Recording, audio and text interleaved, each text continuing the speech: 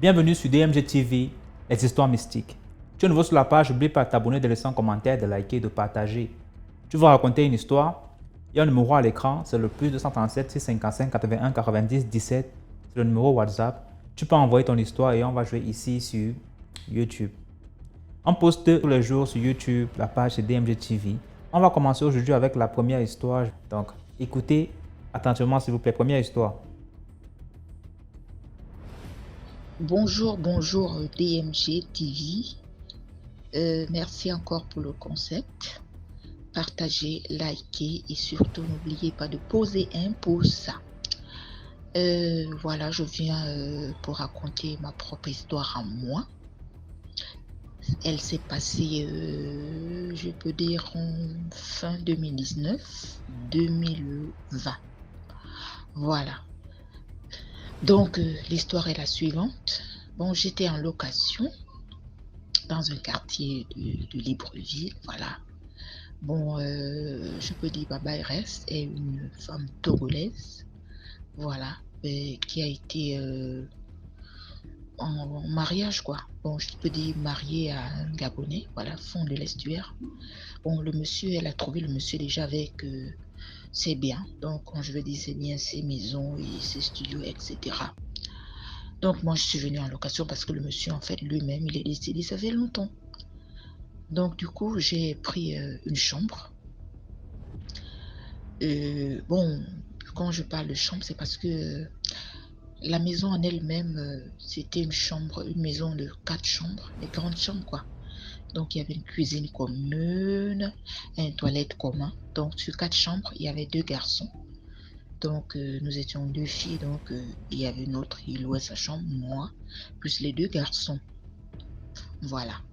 Donc, maintenant, un soir, bon, vous savez, dans tous les quartiers, il y a des cafards, il y a des rats. Et dessus quoi, bon, il y a des, je crois, 2 chats. Mais des chats, moi, j'aime pas.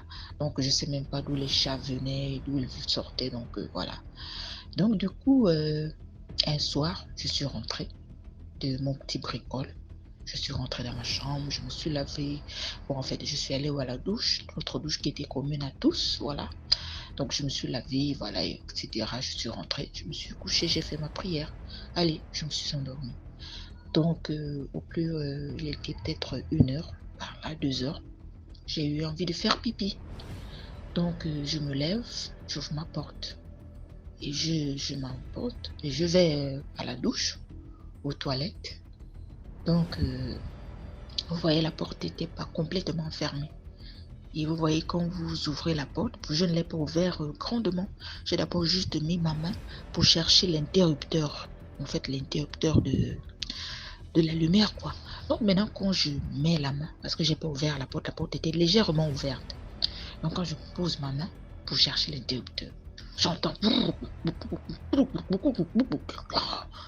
Quand j'insiste à chercher l'interrupteur, j'entends le bruit qui fait oh, c'est là où j'enlève la main, je reste maintenant. Toujours la douche complètement dans le noir. J'entends wow, les dieux en cascade et tout et tout.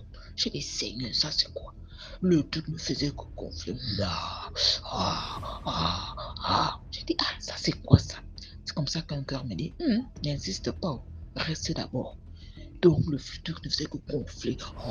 Du genre que quand je veux, je cherche encore, le truc ne fait que je suis restée là devant la porte jusqu'à ce que, au fur et à mesure, le truc ne faisait que faire doucement, jusqu'à ce que c'est devenu calme. J'ai dit quand c'est devenu totalement calme, c'est là où j'ai remis la main et là où j'ai allumé. J'ai dit quand je regarde, bon, la douche en question n'avait même pas d'ouverture, le plafond, la fenêtre était vraiment en vide là. Donc du coup, il n'y a pas de sortie. Je regarde, mais le rat là, est-ce que c'est un chat? C'est pas quand même un rat qui peut faire ça. Je regarde, je vous assure que j'ai juste pissé. Je suis ressortie, j'ai dit jamais. Il n'y a rien eu, même pas un rat, même pas un chat qui est sorti de là. Rien du tout. C'était du genre que je sentais que le truc qui était là-bas menaçait, quoi. Me menaçait de ne même pas allumer, tu vois. Ça fait du genre qui ne faisait que, au fur et à mesure, j'ai mis la main, le truc ne faisait que ça sentait. Oh, oh, ah, ah. Je dis, ah. Donc, finalement, le truc ne faisait que faire douce jusqu'à ce que c'est devenu chui, comme j'ai dit là. Je lui dis, oup. J'ai allumé, j'ai fait pipi, oup. J'ai dit plus jamais. Donc, depuis ce jour-là, j'ai pris un seau. J'ai dit, bon, comme c'était ainsi, j'ai un peu essayé. Bon, comme dans la location, je m'entendais plus avec l'un des garçons. Je lui ai expliqué la chose et tout et tout. Il m'a dit, ah, vraiment, moi je peux pas me prononcer dessus. Bon, voilà. Bon, en fait, il m'a rien dit de concret, quoi. Et après ça, là, comme Dieu fait ces choses, moi j'ai déménagé. J'ai dit, bon, moi je ne vais pas rester dans ce genre de choses. Donc, c'était un peu ça l'histoire. Donc, je reviendrai pour une autre encore personnelle. Et là, ça sera très à cette histoire que nous, les femmes, on se laisse parfois faire ce qu'on appelle accepter qu'un homme nous fasse lécher le sexe. Voilà, pour ne pas être plus pudique. Donc, merci encore DMG. Partagez, likez. Au revoir. Merci beaucoup pour cette histoire. Maintenant, on passe à la deuxième histoire. DMG, ça va faire la énième fois que j'enregistre mon histoire et après je l'efface. Mais là, c'est bon, je me lance. Je prends mon courage à deux mains et je me lance. C'est pas facile, mais bon, il faut le faire pour sensibiliser au maximum les gens qui écoutent. Donc moi, je suis sénégalo-gabonaise et il m'est arrivé plein de choses quand j'étais au Gabon et encore plus de choses quand je suis venue ici au Sénégal. Donc parmi ces choses mystiques que je vais raconter, comment est-ce que un mauvais esprit m'a donné les maux de tête. Donc c'était quand j'étais un peu plus jeune, je devais avoir 12-13 ans. On était dans une maison appartenant à ma mère à Libreville. On était là avec mon papa adoptif, mes frères et sœurs, nous sommes 7. Donc, quelquefois, à la maison, il arrivait qu'on se chamaille un peu entre frères et sœurs. J'ai pas envie de dormir sur le lit superposé. Moi, je veux dormir en haut, moi, je veux dormir en bas. Je me suis dit ce jour-là que, tout ça, c'est long. Moi, je veux dormir au salon. Moi, je veux dormir au salon. Et à l'époque, au salon, on n'avait pas encore mis des rideaux sur les fenêtres, les nacos, là. On n'avait pas encore mis des rideaux. Donc, le salon étant très grand, j'ai juste pris un petit matelas, j'ai aménagé mon lit, etc. Et j'ai dit, je dors là. Bon, mes parents ont leur propre chambre, on avait une chambre pour les enfants et c'est un peu à l'étroit là-bas. Donc, je me suis dit que je vais bien dormir sans que personne m'embête et tout. Donc, la soirée se passe plutôt bien. Après, quand tout le monde allait se coucher, j'ai aménagé mon lit, donc comme je disais, au salon. Et c'est comme ça que dans la nuit, je dors. Généralement, je bois beaucoup d'eau la nuit. Donc, je fais plusieurs tours pour aller pisser. Donc, premier tour, quand je vais pisser, je reviens dormir, tout se passe bien et tout. Et vers les coups de 3-4 heures du matin, j'ai encore eu envie de faire pipi. Donc, je me suis levée et je me sentais un peu lourde. J'étais un peu lourde. Je me sentais un peu bizarre, comme si j'étais observée en fait. Et je me suis retournée, donc regarder par les fenêtres. J'ai vu, bon, il n'y a pas de rideau. À l'extérieur, on ne voit rien à part le noir. Donc, j'ai dit, il n'y a rien là. Donc, je suis allée faire pipi. Je suis revenue pour me coucher. Et avant de me coucher, je me dis, c'est bizarre, c'est comme si on m'observe. Ce serait bien que je vois la personne qui m'observe. Qui est-ce qui m'observe comme ça? Et à peine j'ai pensé à ça, et j'ai vu juste en face de moi quelque chose de court, de blanc, de l'autre côté du côté de la fenêtre. Pas dans la maison, mais en face. De court avec beaucoup, beaucoup de cheveux blancs, comme une sorte de lumière en fait, agrippée à la fenêtre en train de me fixer. Donc, je regarde, je me dis, non, je rêve ou quoi? C'est quoi ça? Quand je dis c'est quoi ça, en même temps, les maux de tête, au milieu de la tête, ça chauffait. Ça chauffait. Et donc, j'ai crié, oh, ça c'est quoi, ça c'est quoi? Et mes parents sont arrivés. Mon père adoptif, ma maman sont arrivés. Qu'est-ce qu'il y a? Qu'est-ce que t'as? Et tout, pourquoi tu cries comme ça en pleine nuit? Je dis, mais regardez par la fenêtre, regardez ce qui est là. Ils ont regardé là, ils ont ouvert la porte. Mon papa est sorti avec la machette et tout ça. Regardez, ils n'ont rien vu. Je suis restée là à crier, j'ai mal à la tête, oh, j'ai mal à la tête. Ils m'ont emmené à l'hôpital. Ils m'ont fait une perfusion de perfalgan. Et depuis ce moment-là, de mes 13 ans à mes 30 ans, chaque année, je faisais une crise de céphalée. Chaque année, sans exception, je devais absolument me retrouver à l'hôpital pour qu'on puisse me mettre une perfusion de perfalgan parce qu'au milieu de la tête, ça chauffe. Toujours la même période de l'année, ça chauffe au milieu de la tête. J'ai des brûlants céphalées et on m'avait prescrit des lunettes. Donc, on disait que c'était par rapport aux yeux, que j'avais mal à la tête au niveau au milieu de la tête. Et donc, en écoutant les histoires que j'ai vues ici, que j'écoute ici, sur la chaîne DMG TV au niveau de la communauté, et j'ai eu quelques pistes de solutions toute seule, hein, en me disant que, tiens, je suis musulmane peut-être, bien, même pratiquante et tout, mais ça, c'est rare. Ça me coûterait rien d'utiliser le nom de Jésus, comme j'ai entendu beaucoup de personnes témoigner que quand tu utilises le nom de Jésus et tout, il y a plein de choses qui se règlent, plein de choses qui se calment. Ça me coûterait rien d'utiliser le nom de Jésus pour régler mon problème. Et donc, c'est comme ça que j'ai commencé à dire qu'au nom de Jésus, j'ai plus besoin de ces lunettes-là. Voilà, une semaine, j'étais sur ça. Chaque fois que je portais, j'ai dit, ah, j'ai plus besoin de ça. Au nom de Jésus, je suis guérie. Et la deuxième semaine, pareil, je faisais pareil. Au nom de Jésus, je n'ai plus mal à la tête. Cette année, je n'irai pas à l'hôpital. Et l'année dernière, non. Cette année, depuis que l'année a commencé, je souhaite que jusqu'au mois de décembre, je ne puisse pas aller à l'hôpital. Mais l'année dernière, je ne suis pas partie à l'hôpital. Voilà. Donc, c'est grosso modo ce que je voulais donner comme témoignage. Voilà, par rapport à ce que j'ai vécu. J'ai laissé les lunettes, je ne porte plus les lunettes, je vois maintenant très bien, je n'ai plus mal à la tête et je souhaite que ça continue comme ça. Merci. Merci beaucoup pour cette histoire. Là, on passe à la troisième histoire. Bonjour cher DMG. Si ça va chez vous, je sais que chez moi ça va. Ça va physiquement. Vraiment, merci beaucoup.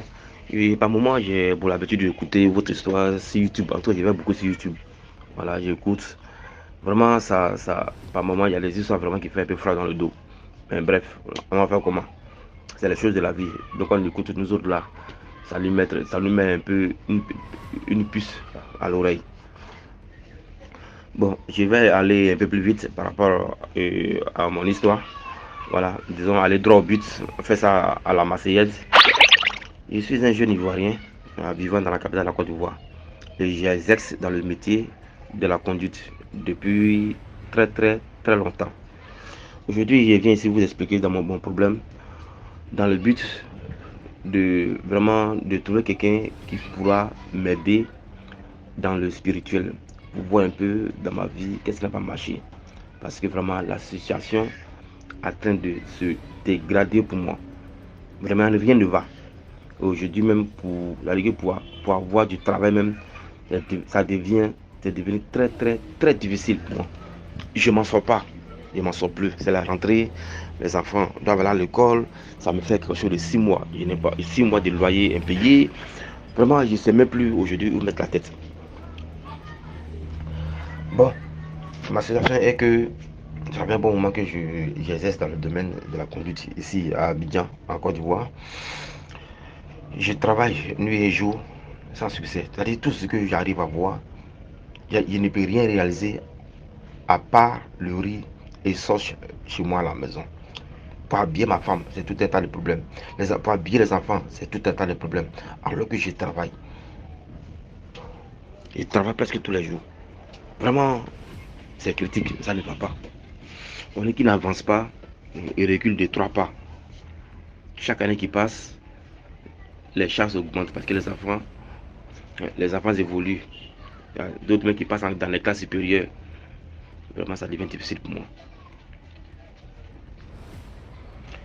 Vraiment, mon histoire là, vraiment, c'est tellement difficile. Aujourd'hui, là même, j'attrape ma tête. Je ne sais même pas par où je vais commencer. DMG, pour un homme comme moi, un homme vigoreux, je suis dans les trentaines. Je suis dans les trentaines, j'ai au moins quelque chose de 32 ans, comme ça aujourd'hui. Mais c'est pas possible quoi. Il y a des personnes qui sont venues me trouver, il y a des personnes qui connaissaient bien, qui pensaient même pas venir travailler, qui pensaient même pas même être conducteur, qui sont devenus conducteurs. Aujourd'hui là, ça va, hein. Ils sont casés, ils se sont mariés, en tout cas, ça va chez eux, ils arrivent à avoir économé de l'argent, à envoyer de l'argent à la famille, ça va. Mais par contre, moi, c'est vraiment le contraire. Et encore la pire des choses, c'est que je n'arrive pas à voir, je n'arrive pas à voir des camarades. Ne serait-ce, c'est-à-dire que il y a de très bons contacts, il y a de très bonnes relations avec des gens, mais à distance. WhatsApp, il n'y a pas de problème. Facebook, oui, on cause. Messenger, oui, ça marche bien, on cause bien. À distance, au téléphone, oui, il y en a de très bonnes relations. Mais il suffit que je croise sûrement des grandes personnes, c'est-à-dire des gens qui savent que celui-là peut m'aider à devenir quelqu'un. C'est que celui-là peut m'aider à avoir moi mon propre tout petit entreprise. Ce sont ces derniers-là. Je ne sais pas par où les histoires passent, mais je n'arrive pas à m'attendre avec ces personnes. Comment un homme comme moi, un jeune homme comme moi, bien robuste, n'arrive pas à se faire des amis dans son propre quartier. Non, si le contact physique là, non, il faut laisser. Je n'ai pas d'amis, je ne peux pas avoir d'amis. Pour dire non, oui, lui là c'est mon ami, on va marcher ensemble là. Quasi impossible. Si je fréquente une personne, si à trop militant, c'est une semaine, il y a des histoires qui peuvent se mêler entre moi et la personne là, puis allez, on se laisse à queue de poisson. Vraiment, c'est difficile. Et c'est même aujourd'hui où je vais mettre la tête. Présentement, je suis en train de vous parler. Là, je suis chez moi à la maison. Si je sors, il y a des connaissances au dehors. Oui, bonjour, bonsoir. Ça s'arrête là et puis je me casse. Mais je vais aller fréquenter une amie. Pour se faire des amis là, ça c'est. Attends. C'est pas du tout compliqué. Celui qui sort, tu vas vite des amis au jour, allons-y, on le voit au moins 2, 3 bien. Ces personnes deviennent tes amis. Mais moi, ne serait-ce que si les personnes vont parler, si je vais seulement avec, si je rentre en contact avec des personnes, il rentre en contact avec des personnes physiquement, on ne peut pas faire une semaine ensemble tant qu'il n'y a pas palable. Donc vraiment, il y a trop de soucis. Voilà, mon problème est que vraiment, je voulais ici à travers vous passer, je voulais ici à travers vous rencontrer au moins un médium, rencontrer au moins disons, un marabout, rencontrer au moins vraiment quelqu'un, ou bien soit peut-être un homme de Dieu, un pasteur, un marabout, peut-être quelqu'un vraiment qui va voir un peu qui ne serait pas marcher, peut-être dans mon enfance, à mon âge actuel, peut-être qu'il y a des trucs que peut-être mes parents ont fait, mes parents aujourd'hui, mais qui ne sont plus de ce monde, qui ont fait, qui sont en train de peser sur moi. Vraiment, il rentrer en contact avec au moins avec quelqu'un qui voit un peu du côté qu'on appelle mystique, dans le but de me donner un coup de main. En fait, même c'est ça même mon problème. Parce que moi-même, par moment, je ne me comprends plus. Et c'est pas qu'est-ce qui vraiment, qu'est-ce qui cloche chez moi. Hein? J'ai le courage, je travaille nuit et jour, mais ça marche pas. Ça va pas. Peut-être que c'est le domaine que j'ai choisi comme la conduite. Peut-être c'est ce qui fait que rien ne va chez moi. Mais vraiment, j'ai besoin de quelqu'un pour m'orienter. Voilà. Et bien quelqu'un pour m'orienter. Voilà pourquoi. Mon livre c'est long. Vraiment, si je vais tout expliquer là, on va pas quitter ici. En grosso modo, c'est pour dire que ma situation est critique. Elle devient de plus en plus critique pour aller. Voilà, ça ne s'améliore pas. Je dis peut-être qu'à la longue, les choses vont s'améliorer, mais plus les années passent, et plus ça devient encore, et encore, ça commence à s'empirer. Ça devient de plus en plus pire au fait. Aujourd'hui, là, ça fait presque 3 mois. Je suis à la maison, je ne travaille pas. Comment je mange? Comment est-ce que ma famille mange? Comment est-ce qu'elle fait pour payer l'eau, courant, le loyer? Il n'y a que Dieu seul qui me donne le coup de main. Je suis obligé d'appeler tel parent si me donne un coup de main. Je suis obligé d'appeler tel parent si vous prendre 10 000 francs à lui. J'appelle tel ami si vous prendre 5 000 francs. Et voilà comment j'arrive à faire au moins les 2 repas par jour ici à Abidjan. Donc vraiment c'est la situation dans laquelle que je vis là, qui est là. Et voilà, donc je voulais vous expliquer pour que au moins voilà, je puisse tomber sur au moins une bonne personne, voilà, pour pouvoir voir qu'est-ce qui n'a pas marché. Pour que enfin je puisse enfin briser au moins qu'on appelle briser au moins ce truc là pour que je puisse vraiment travailler complètement que je dois pour que vraiment ma situation de vie s'améliore quoi. Voilà, je suis allé hiver par moment chez chez des féticheurs, hiver par moment chez les marabouts, on me donne des potions qu'ils viennent pour venir laver, on me donne les canaries, mais vraiment rien que dalle. Voilà, tantôt on me dit non, faut envoyer 10 000 francs, je vais faire tes trucs pour toi, tu vas voir que ta situation va s'améliorer, il fait, mais vraiment, il n'y a pas de suite. Voilà, rien ne va. Ici, vraiment, il y a beaucoup de profiteurs. Plus tu es dans les problèmes, plus tu vas le voir, plus ces mêmes personnes encore te tirent encore dans le fond. Voilà. Donc ici, là, il y a trop de maramailleurs, marabouts. Et là, vraiment, je suis à bout. Je suis pris jusqu'au cou. Ma femme même est en train de me menacer de me quitter. Parce que vraiment, ça va pas. Ça va pas. Donc, c'est mon problème qui est là. Merci beaucoup pour l'histoire. Maintenant, on passe à la 4e histoire. Salut la communauté de MG. Bonjour à tous et à toutes. Merci DMG pour cette belle initiative. Merci à la famille aussi. Bon, j'envoie ma petite contribution. C'est la première fois que vraiment j'envoie chose. Je compte une histoire. Vraiment, pour moi en tout cas, c'est pas facile de compter les histoires. J'en ai plein, mais vraiment, c'est pas facile pour moi. Cette histoire m'a été contée par ma grand-mère, paix à son âme. Elle disait à l'époque qu'au village, il y avait une fleuve où vraiment les villageois ont interdit de manger le poisson du jour au lendemain. Donc, elle avait un cousin qui était à Daloa à l'époque coloniale, qui est venu au village. Bon, comme ils ont dit, on mange pas. Quand tu manges, tu meurs. Il y a des gens qui sont morts à cause de ça. Donc, lui, il dit, mais c'est faux. Lui dit, c'est faux. Que à l'époque, les parents mangeaient ça. Et pourquoi c'est comme ça aujourd'hui? Donc, lui, il dit, c'est faux. Lui va vérifier si c'est ça. Et voilà, il allait au fleuve là-bas et puis il a enlevé l'un des poissons. Bon, je sais pas, village, si c'est fleuve ou c'est marigot. Bon, on va dire marigot. Hein. Donc il a enlevé, et il a pêché, il a enlevé le poisson. Là. Vraiment, poisson, beaucoup dedans, même il n'a même pas souffert pour avoir, mais il a pris un gros, et puis il est venu. Il a préparé. Il dit, moi je vais manger, ça fait rien. C'est faux. Moi, je vais manger. Et puis là, il a pris le poisson, il a préparé, tout, il a tout fait. Et puis il dit, je vais manger.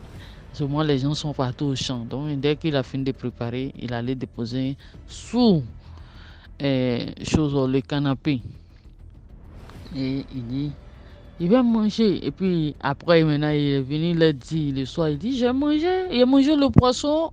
Regardez-moi, il n'y a rien. Rien ne m'est arrivé.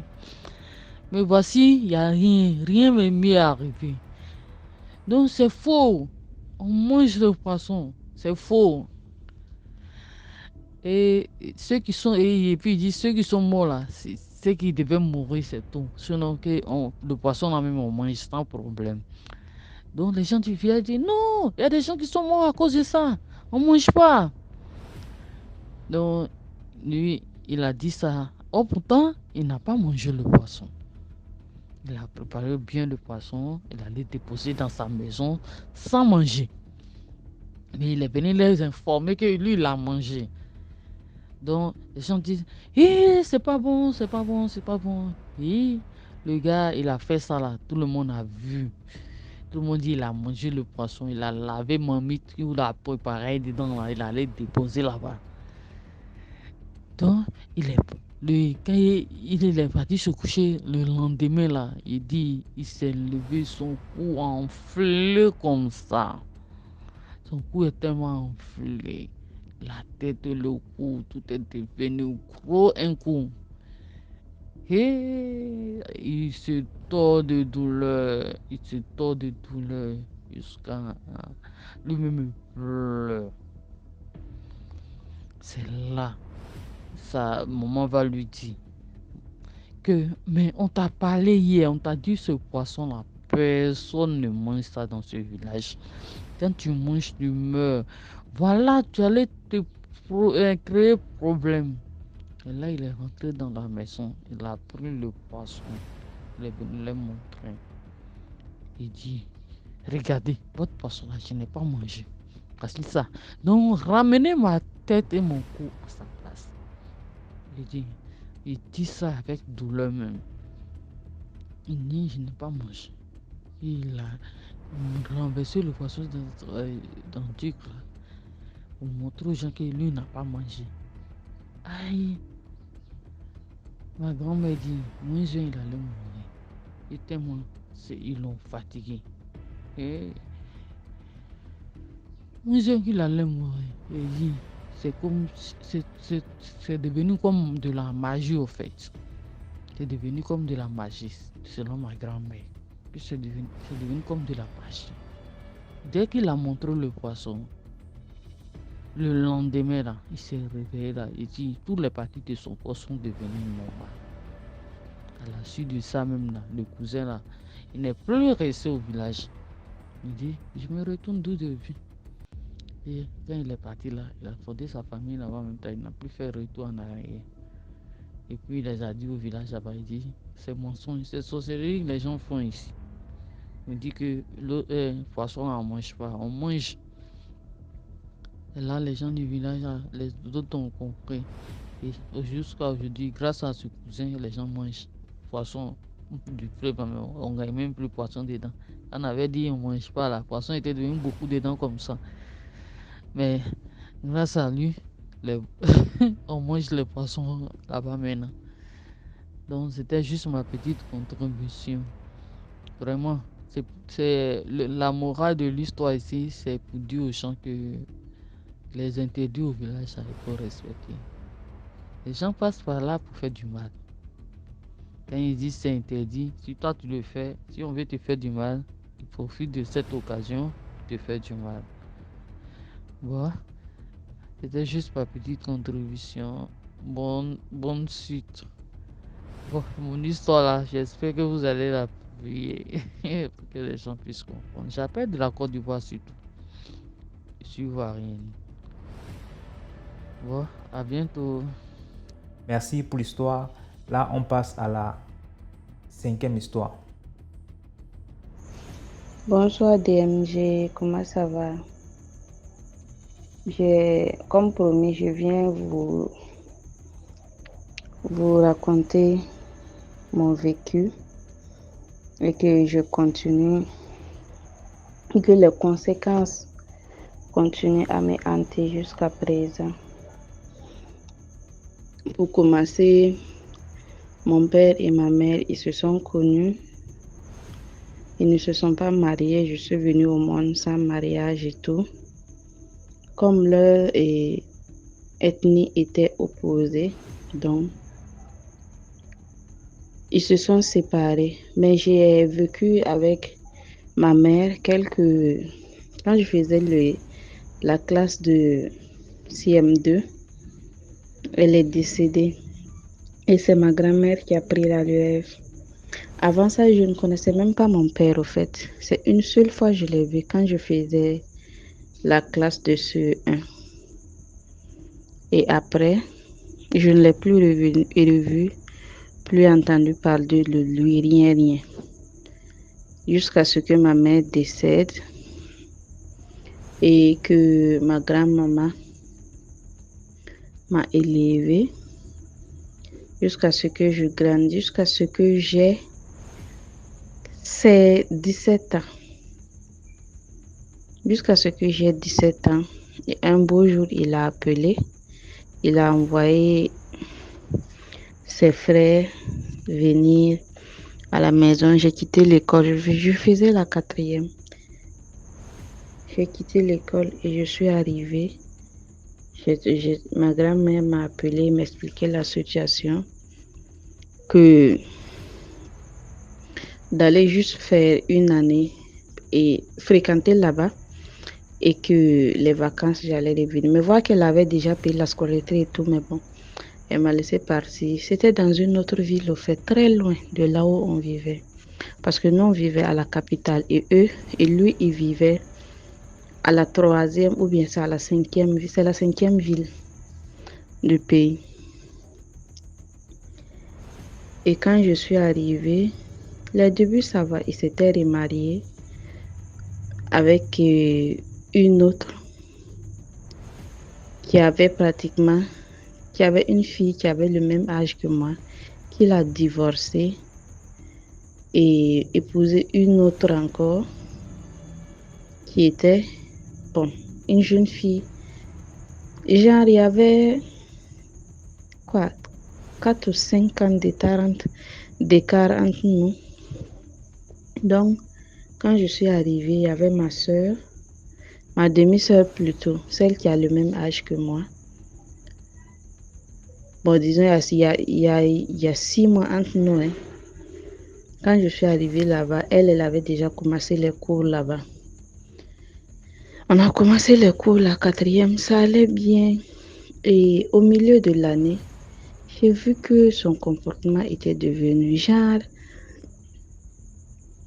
au lieu de, puisque chaque matin, il nous donnait chacune 1000 francs pour aller à l'école. Mais après, il me donnait des sommes que je ne comprenais pas au fait. Si il ne m'a pas donné 10 000, 5 000, mais je trouvais ça louche. Mais quand j'appelais ma grand-mère pour l'expliquer, elle disait que bon, que c'est juste qu'il veut se l'acheter comme depuis que je suis toute petite, il ne s'est pas intéressé à moi ni à mon éducation. Seulement, c'est pour se l'acheter.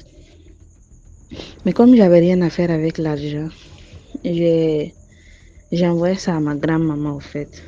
Chaque fois qu'il me donne une grosse somme, il me donnait les 200 000.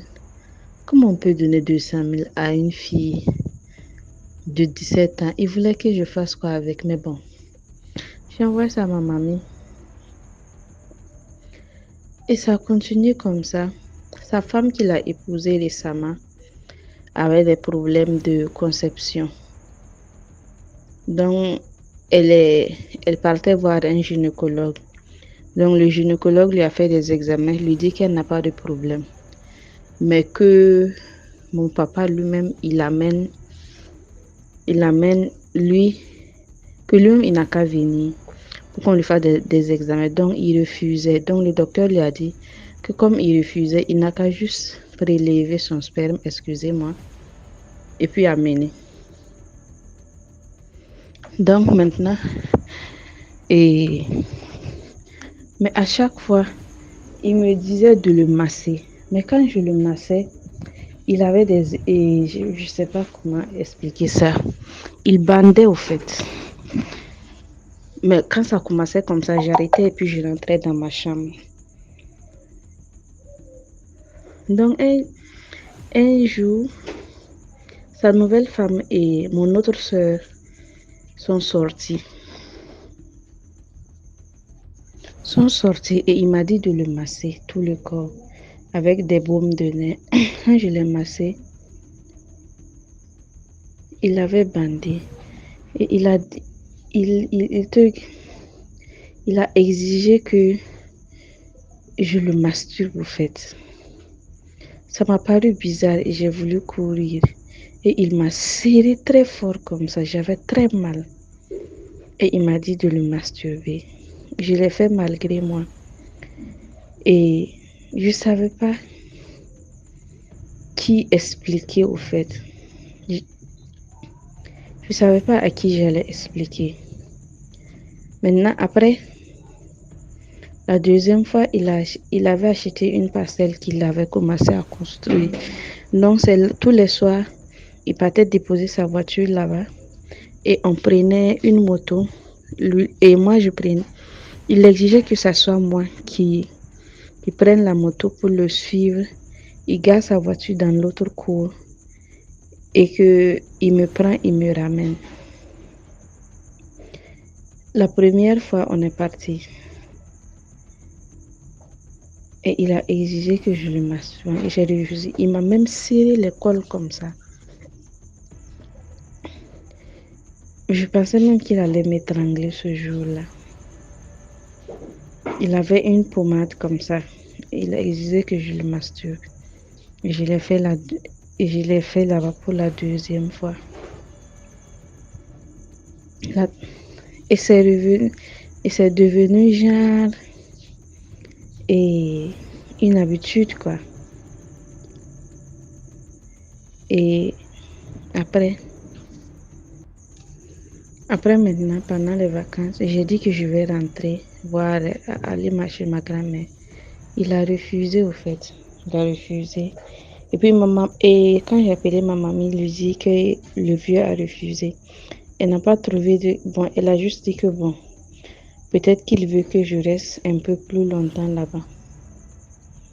Mais je ne l'avais pas expliqué ce qu'il me faisait, parce que moi-même, ça me faisait honte. Ça me faisait tellement honte. Et puis, il avait dit que si j'explique à quelqu'un, c'est ce jour-là qu'il va me tuer. Donc, j'avais honte, au fait. Donc, j'ai commencé à fuguer. Je fugue, je pars chez mes copines, on me ramène, tout ça. À chaque fois, c'est comme ça. J'ai même fugué une fois, aller chez ma mamie. Et puis, le temps que j'arrive là-bas, il avait déjà appelé dire que moi, je suis devenue têtue, je me comporte quoi. Bon, dit des trucs sur moi, quoi. Donc, quand je suis arrivée, mes oncles ont dit que de repartir. On m'a remis dans le même car et je suis partie. Je suis repartie. Après, maintenant, c'était plus les masturbations, en fait. Je me rappelle une fois quand il allait garer la voiture, il a demandé que je le masturbe. Quand j'ai commencé, il dit que d'enlever mon dessous et puis lui, il va me pénétrer. Et je précise que j'étais vierge en ce moment. Que lui, il va me pénétrer. J'ai refusé. Il restait moins un. Il allait me violer. Et j'ai crié, au fait. Après, j'ai crié et j'ai fui. J'avais l'intention d'aller à la gendarmerie, expliquer tout. Et il a pris la moto avec laquelle on devrait rentrer ensemble. Il faisait tard, il était 23 heures comme ça. J'ai pris la voie de la gendarmerie. Je passais comme s'il savait que je partais à la gendarmerie, au fait. Et il m'a croisé en cours de route. Il est descendu, il m'a giflé, je suis tombée par terre. Quand je suis tombée par terre, on est rentré. Je pleurais. Ma demi-sœur m'a demandé ce que j'avais. J'ai dit non, j'avais rien. Et après maintenant, le surlendemain, et sa nouvelle femme et ma sœur sont partis dans une ville voisine, bon, à 85 km de là, pour voir un nouveau docteur, un gynécologue au fait, pour ses problèmes de fertilité. Et ce même soir, je dormais, je sais pas ce qu'il a mis dans ma boisson. C'est dans la nourriture, je sais pas. Ce qui est sûr, je me rappelle que j'étais couchée et un coup, je sentais quelqu'un qui était près de moi. Quand j'ai ouvert les yeux, il était en train de me lécher, au fait. Excusez-moi. Il était en train de me lécher. Et c'était la première fois que j'ai joui, au fait. Depuis que j'étais née, vu que j'étais vierge. Et quand ça s'est passé, je me suis levée brusquement et il m'a demandé à quoi. Et je me suis levée, j'ai voulu excuser, j'avais été interrompue, donc je continue. Quand j'ai senti qu'il était en train de me lécher et que j'ai commencé à jouer, j'ai crié et il s'est levé, il est sorti. Ça m'a dépassé, au fait. Et puis, je lui ai dit que s'il n'arrêtait pas, j'allais expliquer ça. Qu'il me tue. Je dis ça m'était égal. Et c'est dans ça maintenant, quand j'ai commencé la troisième, quand j'ai commencé la troisième, en décembre, il m'annonce que lui, il va me donner un mariage. Il m'est arrivé une nuit comme ça, vers 2 heures du matin, que lui va me donner un mariage parce que moi, je refuse de faire ce que lui il veut que je fasse. Donc, j'ai rien dit. Je me suis levée, rentrée dormir. Et sans informer ma mamie même, il avait déjà fixé une date de tout. Il m'a donné c'est ça même, un monsieur qui avait 3 femmes. Quand je suis arrivée là-bas, genre c'était un mariage forcé. Et il avait même retiré mon téléphone pour ne pas que j'appelle. Ma maman lui dit, j'avais aucun moyen pour expliquer à ma mamie que il était en train de me donner un mariage forcé et tout.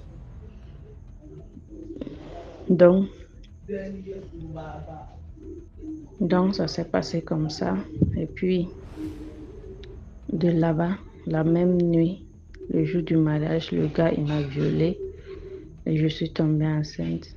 Dès que j'ai accouché, j'ai déposé l'enfant là-bas et je me suis enfuie. Allez, chez ma mamie, je l'ai tout expliqué, tout ce qu'il me faisait, je l'ai tout expliqué. Et quand j'ai quitté là-bas, il est tombé en faillite au fait. Il a tout perdu, toute sa richesse. Actuellement même, il est dans la maison qu'il avait commencé à construire. Il n'a pas fini.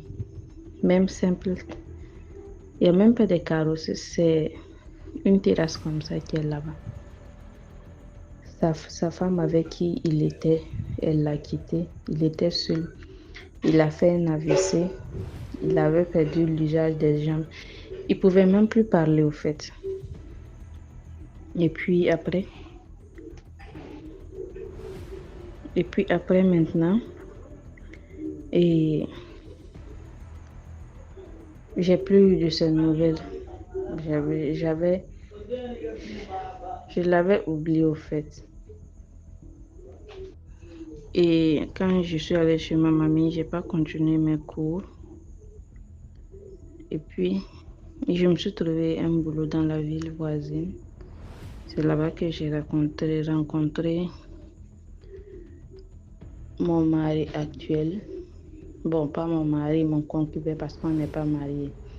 J'ai honte même je sais pas par où on va commencer. Bon, ça c'est une autre histoire que je vais vous raconter. Donc j'ai un enfant, il a 4 ans et je suis enceinte, je suis même à terme comme ça. Je dois accoucher à la fin du mois, s'il plaît à Dieu. Ce que je voulais que la team DMGTV me donne des conseils. Je ne sais pas si je dois, parce que mon mari dit que si j'accouche, il va aller payer la dot et faire le mariage, parce que depuis c'est moi je le repousse au fait. Donc il dit que maintenant on a assez duré ensemble, on a fait 6 ans ensemble. Maintenant, lui il est prêt, on doit célébrer le mariage. Donc je ne sais pas si je dois amener les parents de mon mari chez le grand frère de mon papa qui est dans la même ville que ma grand-mère, ou je dois l'amener chez mon soi-disant père qui est dans une ville proche de là où nous sommes. Disons c'est à 85 km, mais bon, je ne pars pas là-bas. Je ne l'appelle pas ni rien. Souvent il m'appelle, mais bon, je ne décroche pas.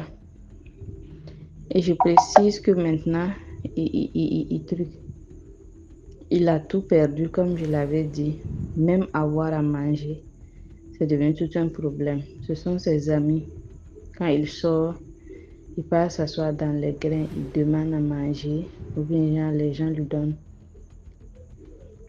de l'argent. On l'a donné une femme dans son village là-bas. C'est elle qui est avec lui. Bon, elle aussi, elle essaie de rentrer en contact avec moi parce qu'elle ne sait pas ce qui s'est passé. Même tous les autres membres de la famille m'insultent, ses frères m'insultent, tout. Que moi, je suis près de la ville de Vieux, mais je ne parle pas le roi. C'est rentré de ces sortes, mais personne ne sait au fait. Je ne sais pas si je dois raconter ça à sa famille ou je fais comment. Surtout liker, partager, commenter. Donnez-moi vos avis et vos impressions en commentaire, s'il vous plaît. Ça m'aiderait beaucoup. Merci beaucoup et bonne soirée. Et merci à toi, DMG, pour ce que tu fais. Merci beaucoup pour l'histoire. Là, on passe à la 6e histoire. Bonsoir ou bonjour à la grande famille DMG. Cela va dépendre de l'heure à laquelle vous allez écouter ce message vocal. Je reviens ici aujourd'hui raconter une histoire qui m'a été racontée par ma mère il y a de cela 4 mois. Je vais intituler l'histoire « Le vœu d'une défunte ». Alors, ma maman a perdu son grand-oncle il y a de cela 4 mois. Comme il est de coutume ici au Cameroun, si la personne a vécu en ville, vous allez faire la grande veillée en ville et puis aller enterrer au village. Donc on a fait la grande veillée en ville, tout le monde était là, les amis, les cousins, tout le monde était là. Et c'est pas tout le monde qui allait effectuer le voyage. C'est pas tout le monde qui allait effectuer le voyage. Nous étions une minorité à effectuer le voyage. Mais j'y étais et beaucoup de mes tantes étaient. Voilà, on a pris la route aux environs de 12 heures. Nous sommes des Bassa. Voilà. Nos villages sont vraiment loin. Nous sommes des Bassa, des après Boumibé là-bas, pour ceux qui connaissent. C'est au Cameroun. Alors, la route étant très mauvaise, nous avons accusé un très grand retard. Nous sommes arrivés au pied d'une colline aux environs de 22 heures. Déjà, les phares de la voiture qu'on avait louée n'étaient pas du tout de bonne qualité. On voyait à peine à 10 mètres devant nous. Donc, on roulait vraiment doucement. Là, on est arrivé au pied d'une colline. Ma maman nous a proposé de descendre du véhicule, de longer la colline à pied et de laisser le chauffeur monter tout seul. Alors on a commencé à se plaindre que ouais, maman, toi, tu vois le voyage, il est compliqué, il est difficile, maman, on n'a pas encore mangé, il est 22 heures, tout ça. Elle dit, je demande de descendre, le véhicule va monter seul. Bon, on l'exécute parce que ma maman, c'était la plus aînée de tous ceux qui étaient dans le car. Nous sommes descendus. On a commencé à longer la colline avec beaucoup de peine. On avait faim, on avait soif. Vraiment, on était fatigués. Et au milieu de la colline, on décide de faire une petite pause. On s'assoit tous au sol. Et là, maman dit, à chaque fois qu'elle est sur cette colline, elle se rappelle du décès d'une de ses amies. Ah, maman, nous, on est sur une colline et toi, tu viens te rappeler du décès de quelqu'un là sur la colline. Elle dit, oui, elle se rappelle parce que c'est même sur cette colline-ci que la personne était décédée. Oh, là, 2 de mes tantes se sont levées. Elles ont longé la colline en courant. Moi, je ne pouvais pas laisser ma mère, je reste là, mais j'ai peur. Je dis, maman, toi, tu peux venir nous raconter une histoire comme ça, en plein 22 heures dans une forêt. Toi, tu nous racontes une histoire comme ça là. Elle dit, non, vraiment, l'histoire lui tient trop à cœur. Bon, parfois, elle oublie, mais quand elle arrive toujours ici, parce que maman, c'est quelqu'un qui aime beaucoup voyager. Vous connaissez nos mamans Bassa. Les deux, elles sont toujours en train de voyager. Les deux sont en train de voyager.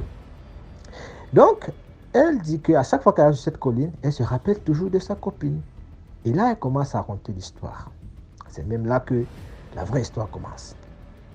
Elle dit que sa copine vivait à Douala avec ses frères et sœurs, sa maman et son père. Bref, toutes les familles étaient à Douala. Et la petite sœur de la maman de sa copine vivait au village. Elle n'avait pas eu d'enfant, elle n'avait pas eu la chance d'avoir un mari. Du coup, elle vivait au village, il y avait des travaux champêtres, tout ça là, tout ce travail, c'était pour elle seule.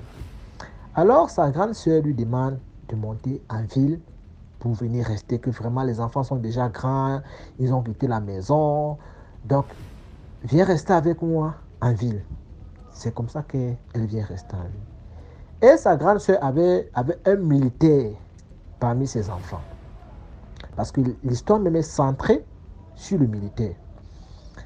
Alors, le temps passe, elle prend de l'âge, elle vieillit, les deux vieillissent bien sûr. Et la petite soeur tombe malade. On l'amène à l'hôpital, on se balade avec elle partout, ça ne va pas. Elle sent que ses jours sont proches.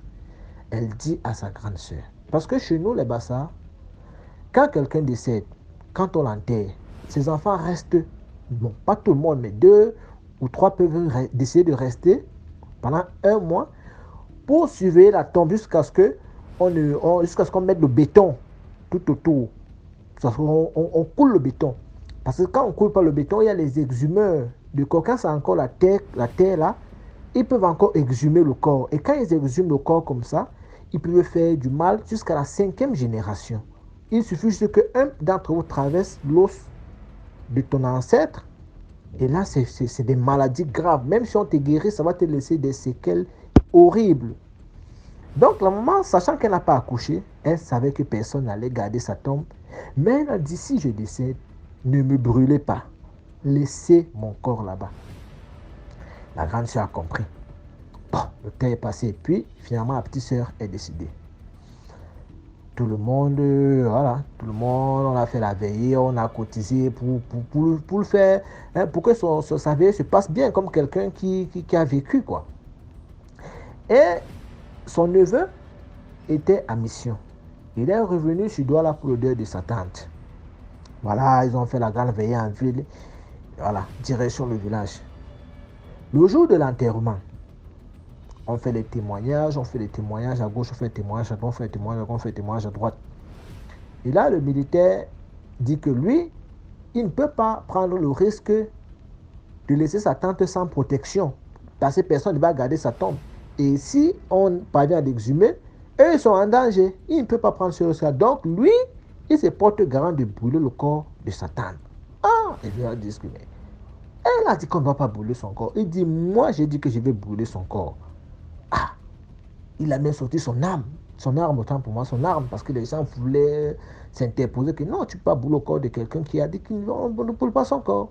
Il a dit, si quelqu'un tente de broncher là, moi, je la bats. Donc les villageois, vous connaissez, non, les villageois disent, hé, papa, fais comme tu peux. Le gars, il avait déjà été venu avec l'acide, tout ça là. Quand on a fait descendre le cercueil, on a ouvert, il a versé l'acide, il a versé. Après, il a pris le carburant, il a lancé les allumettes. Là-bas, il ne faisait que verser. Il a calciné la tente. Il a calciné. Et lui, il a décidé qu'on mette du béton le même jour. On a rempli avec la terre, on a coulé le même jour. Il a dit, comme c'est comme ça, là, il va se sentir en sécurité. Qui pourra venir ici au village avec ses enfants sans avoir peur. Ok, et c'est comme ça que lui a dit que bon, comme on a fini là, moi je rentre. Bon, les autres ont dit, non, on part le même jour, il a la fatigue. Lui il dit, moi je rentre, celui qui veut rentrer avec moi rentre. Parce que lui il avait loué une voiture, pour venir avec ses gens. Donc il a dit, celui qui veut rentrer, rentre. Celui qui veut rester, ah ça c'est frais, mais voilà la voiture qui passe, celui qui veut entrer, entre. C'est comme ça qu'une de ses soeurs, sa soeur qui était l'amie de ma mère, dit que vraiment moi, il n'aime pas le village, je vais pour partir mon frère une fois. C'est comme ça qu'elle est entrée dans la voiture. C'était toujours un cas. Les deux étaient assis à la cabine avant. Sur cette colline-là, ma mère dit que le frein avait lâché. Parce que quand tu viens du village, donc quand tu viens de Douala, il faut grimper la colline. Mais quand tu viens du village, il faut descendre la colline. Donc en descendant, le frein a lâché. Et bam, la voiture est allée percuter un arbre. Et sur tous les passagers, il n'y a que les deux là qui étaient décédés. Le frère, même le chauffeur qui était près de n'a rien eu. Hein? Il n'a rien eu. Il n'y a que le militaire et sa soeur qui étaient décédés. Donc le militaire, ma maman me dit que le militaire avait complètement enfoncé sa tête sur la pare-brise. Il a cassé et la pare-brise avait complètement déchiqueté le visage. C'est-à-dire complètement, il était méconnaissable. Sa soeur, presque pareil. Donc il n'y a que les deux là qui étaient décédés. Donc la moralité de l'histoire ici, c'est que il faut savoir respecter les exigences des gens lorsqu'ils sont encore en vie. Excusez-moi. Alors, je disais qu'il faut savoir respecter les exigences des gens lorsqu'ils sont encore en vie. Si quelqu'un te dit que je ne veux pas ceci de son vivant, quand il meurt, ne le fais pas. Parce que quand il meurt, il est doublement plus fort. Parce que là, maintenant, il a agi en esprit. Et voilà. Il n'a même pas fait 24 heures. Il a suivi sa tante. Ok. Donc, merci beaucoup, DMG, de m'avoir permis de raconter mon histoire. Merci, merci. C'était l'épisode d'aujourd'hui. Je vous demande s'il vous plaît, likez, commentez, partagez. Donc, on se reprend demain. N'oubliez pas de liker, commenter, partager. Merci à tous ceux qui ont commenté et liké cette vidéo. Merci à vous.